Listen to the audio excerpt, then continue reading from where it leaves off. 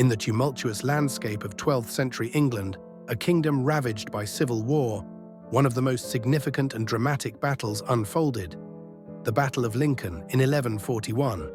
This clash would become a pivotal moment in the struggle for the English throne, where Empress Matilda, daughter of King Henry I and a woman of iron will, captured her rival, King Stephen, in a battle that echoed through the annals of history. The battle itself was not merely a military confrontation. It was a microcosm of the broader chaos and strife that had gripped the land since the death of Matilda's father, King Henry I.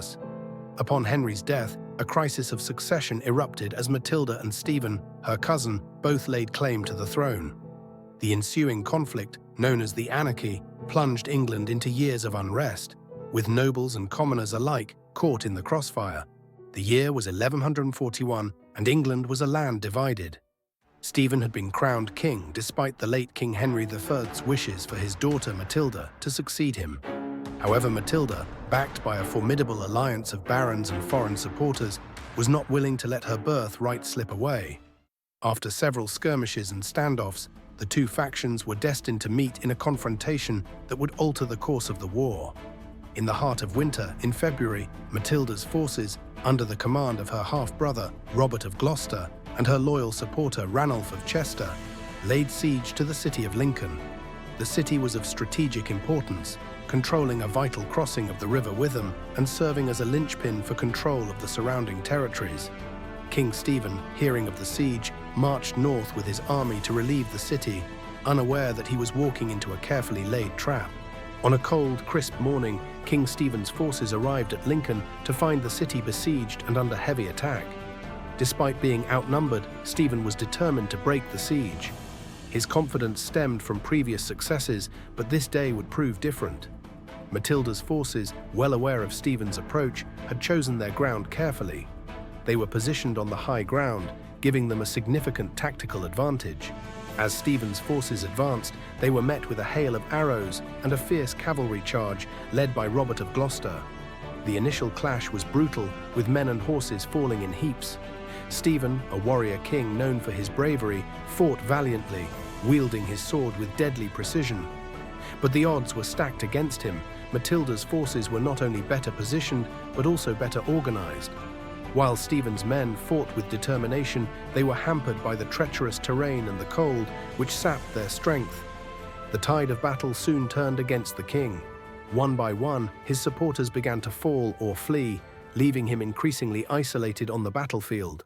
As the battle raged on, Stephen found himself surrounded by Matilda's forces.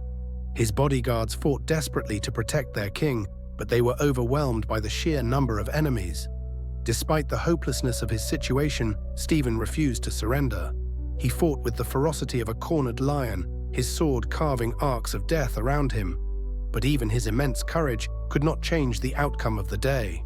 Surrounded and exhausted, Stephen's sword finally shattered under the relentless assault.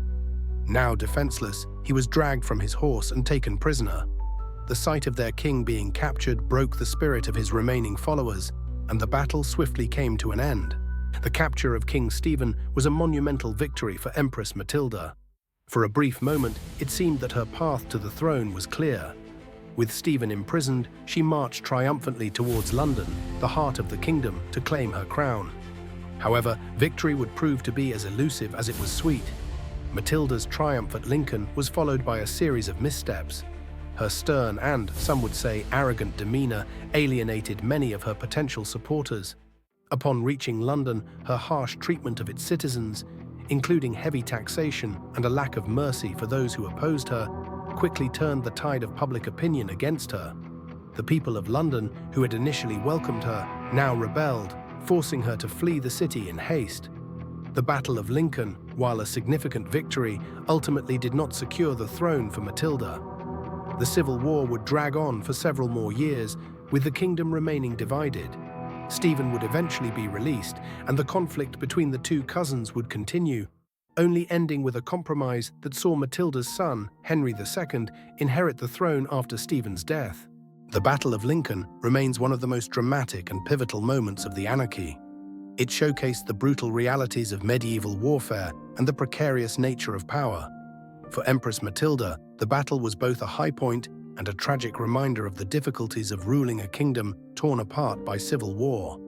While she never wore the crown herself, her determination and the events of Lincoln paved the way for her son's eventual ascension, ensuring that her legacy would endure.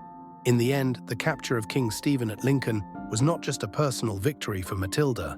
It was a symbol of the shifting tides of power in medieval England.